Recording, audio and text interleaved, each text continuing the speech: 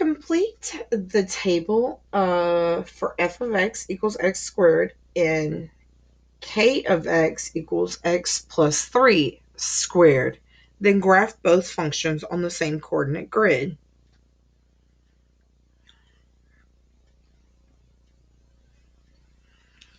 Well, we already know that this is going to be 9, 4, 1, 0, 1, 4, 9. Okay, now what we're going to do is we're going to add and then square. So this is going to say negative 3 plus 3. Well, that's 0. And 0 squared is 0. Negative 2 plus 3 is 1. 1 squared is 1. Negative 1 plus 3 is 2. And 2 squared is 4.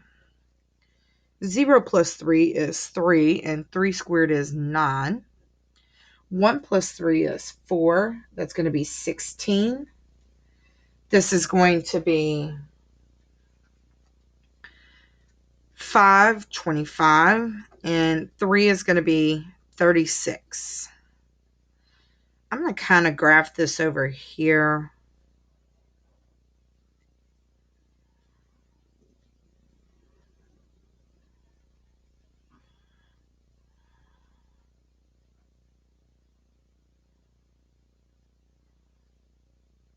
Four, 6, 8, 10, 12. Okay, so we got here. Then we're going to have here, here, here, here, here, and here. This is my original graph, right?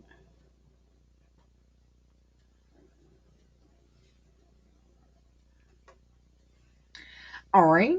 Well, we've got negative 3 comma 0, right? Negative 2 comma 1. Negative 1 comma 4. We've got this one. This is going to be 10, 12, 14, 16 is going to be kind of up here. So you're going to see this. And my guess is if I went back one more and I did negative 4, that's going to be negative 4 plus 1 is negative 1. 1 squared is 1. So I'm going to kind of graph this one just so you can see there was a turn there. Like so. All right. It says identify the vertex, the domain, the range, and axis of symmetry for each of the functions. Well, my vertex is 0, 0 here. Domain is all real numbers. Range is f of x is greater than or equal to 0. And my axis of symmetry is x equals 0. This came from the previous two problems we've already done. Let's talk about this. My vertex is right here at negative 3, 0. We have all real numbers still. Here is k of x. My lowest value is 0, so everything has to be greater than or equal to 0. And my axis of symmetry is now going to be here, which is x equals negative 3. All right. Ooh, okay, so they changed this up a little bit. We know that negative 1 is going to be 1. We've got 0, 1, 4, 9. 4 squared is going to be 16. 5 squared is going to be 25.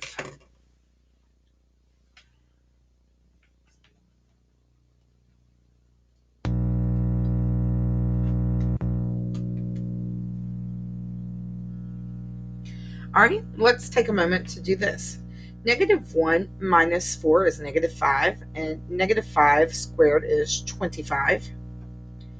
0 minus 4 is -4. -4 squared is 16. 1 minus 4 is -3, and -3 squared is 9. That's going to be -2 squared, which is 4. That's going to be -1 squared, which is 1. 0 squared, which is 0. 1 squared, which is 1. Okay? Again, I'm going to kind of do mine off to the side here. So I have like these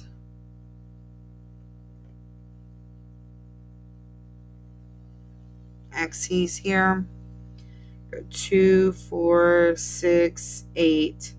This is 10. We can go 12. Because I have some space, I can go 12, 14, we'll go up to 16 here. Okay?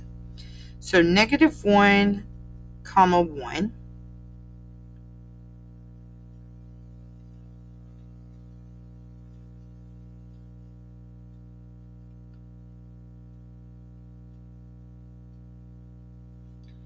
So it looks like such.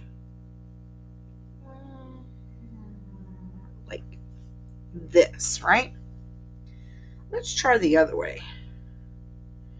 We've got -1, comma 25. That's way up there. We've got 0, comma 16. 1, comma 9. 2, comma 4. 3, comma 1. 4, comma 0. 5, comma 1. Like this.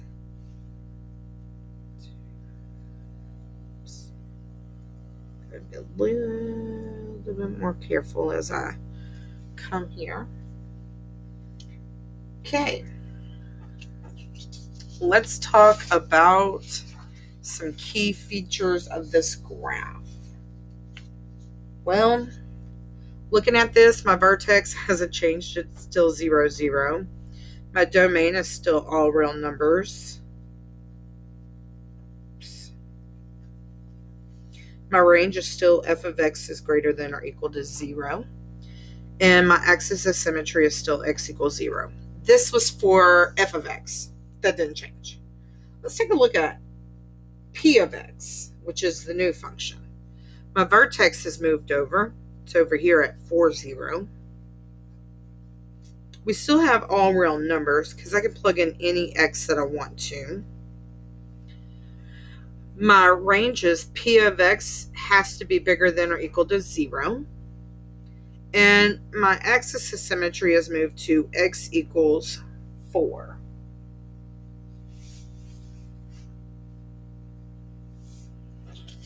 All right.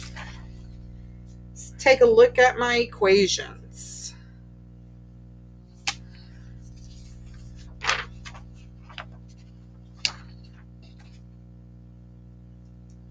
So I can say something along the lines of k of x and p of x, change the parent function.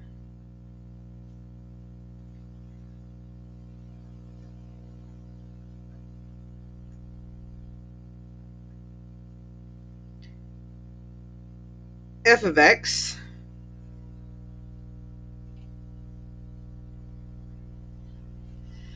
by adding or subtracting a constant.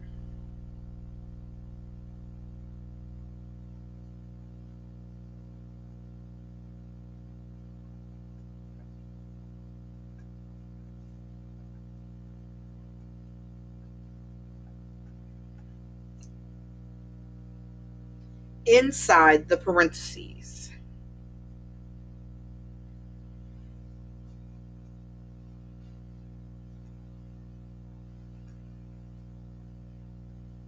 What happened with those graphs?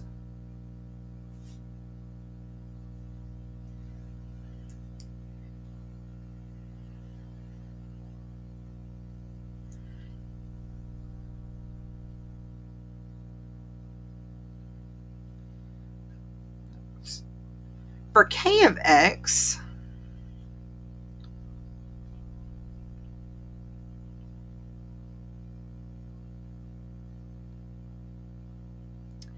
three was added inside the parentheses,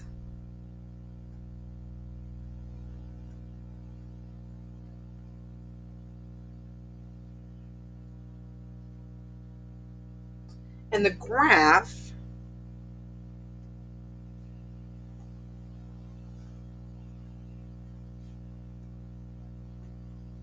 moved 3 units left.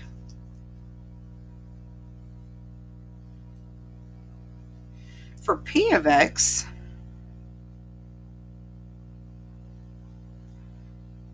4 was subtracted inside the parentheses,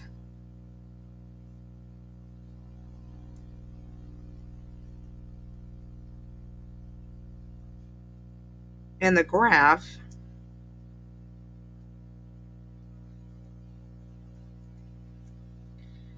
moved 4 units right. Let's talk about those vertices. For k of x,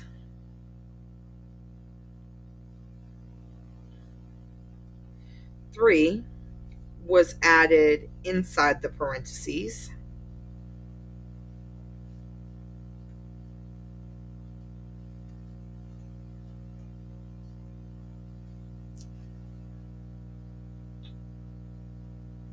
and the x-coordinate of the vertices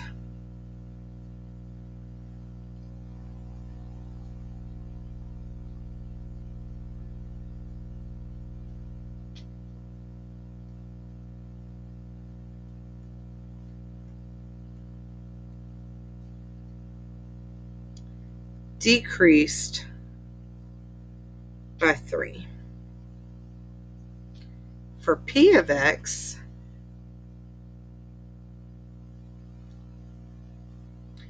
4 was added inside the parentheses. Was subtracted.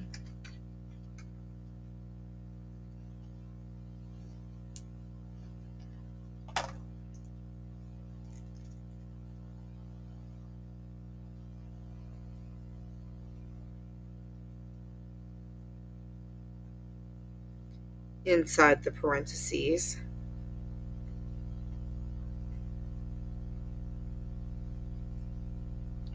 And the x-coordinate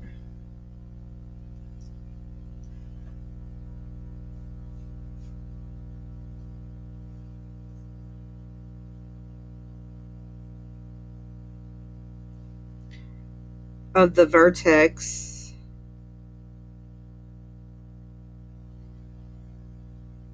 of f of x increased by 4. I had to go back and add the of f of x in between vertex and decreased in the first line. Our domain and range stay the same for all graphs. The domain and range remain the same for all 3 functions.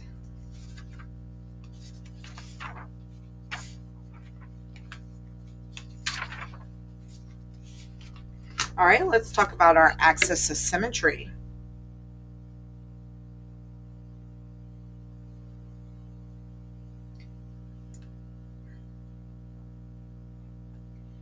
For k of x, 3 was added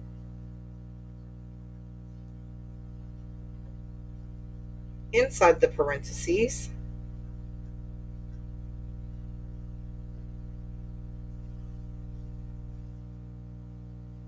In the axis of symmetry,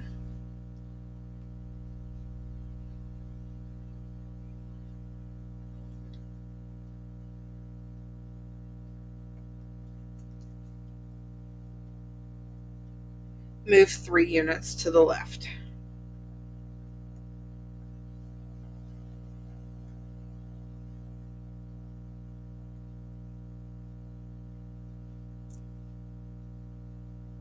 For P of X, 4 was subtracted inside the parentheses,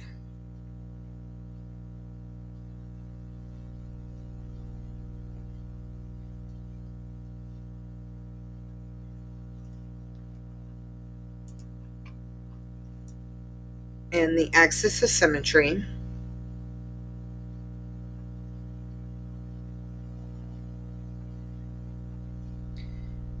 moved 4 units to the right.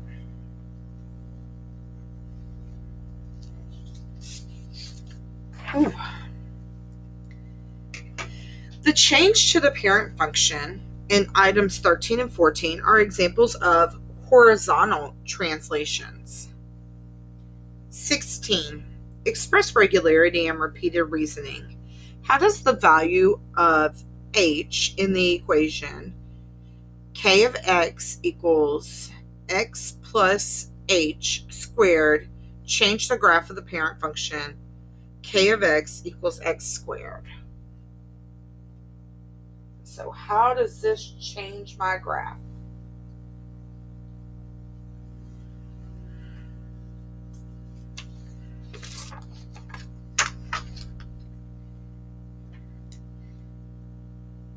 H will shift the graph left or right depending on its value.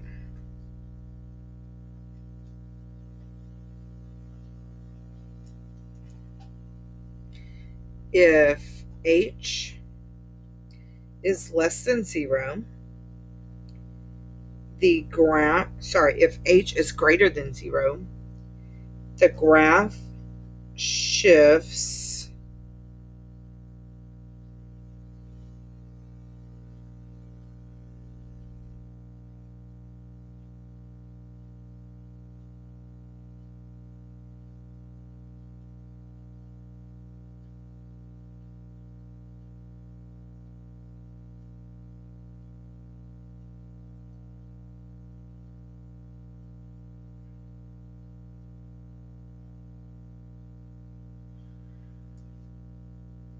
left h units.